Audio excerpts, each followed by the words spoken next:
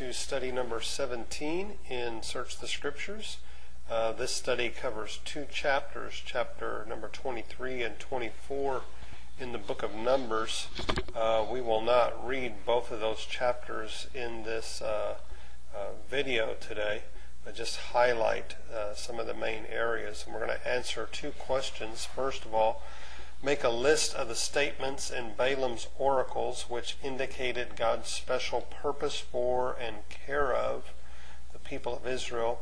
And then secondly, seek to appreciate the full significance of each one of these statements and what were the grounds of Balaam's assurance of Israel's victory and success, and what similar grounds have we for thankfulness and wonder. Well, let's look just at Numbers 23 and 24, just the first part of Numbers chapter 23, which will really give you an idea of what's going on, but I encourage you to read all of chapter 23 and chapter 24 on your own. Just the first part of chapter 23, beginning with the first verse. Balaam said, "Build me 7 altars here and prepare 7 bulls and 7 rams for me." And Balak did as Balaam said, and the two of them offered a bull and a ram on each altar. Then Balaam said to Balak, and let's clarify who these people are again. Balaam is a prophet, not a prophet of the Lord, but he is a sorcerer, let's say, a type of a prophet that kings in that area would seek after for advice and for help and for aid in supernatural matters. And Balak is the king of Moab, and he is concerned about the growth of Israel, and Israel is on the border of his territory, and he is wanting to hire Balaam to prophesy or to curse the people of Israel. So now Balaam is asking him to build some altars and make some sacrifices to see what will happen. "Stay here beside your offering while I go aside. Perhaps the Lord will come to meet with me, and whatever he reveals to me, I will tell you." Then he went off to a barren height. And God met with him, and Balaam said, "I have prepared 7 altars, and on each altar I have offered a bull and a ram." And the Lord put a message in Balaam's mouth and said, "Go back to Balak and give him this message." So he went back to him and found him standing beside his offering with all the princes of Moab. And then Balaam uttered his oracle. Now this is the first of 5 oracles that he utters in these 2 chapters, and they're all pretty much telling the same story. "Balak brought me from Aram, the king of Moab, from the eastern mountains. Come," he said, "curse Jacob for me. Come, denounce Israel. How can I curse those whom God has not cursed? How can I denounce those whom the Lord has not denounced? From the rocky peaks I see them. From the heights I view them. I see a people who live apart and who do not consider themselves one of the nations, who can count the dust of Jacob or number the 4th part of Israel. Let me die the death of the righteous, and may my end be like theirs."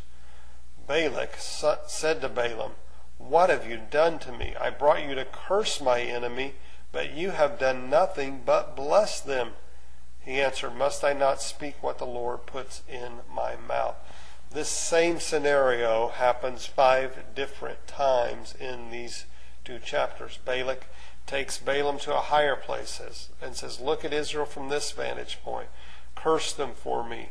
There's sacrifices that are made, and then once again Balaam blesses Israel 5 different times. Question 1, make a list of the statements in Balaam's oracles which indicated God's special purpose for and care of the people of Israel. Well, God's special purpose and care for the people of Israel can be found throughout the oracles of Balaam. We find them in chapter 23 and verse 4. "I see a people who live apart." Chapter 23 and verse 22, "No misfortune is seen in Jacob." Chapter 23 verse 21, "The Lord their God is with them." 23 and verse 22, "God brought them out of Egypt." The next verse, "There is no sorcery against Jacob." Now in chapter 24 verse 7, "Water will flow from their buckets, and their seed will have abundant water."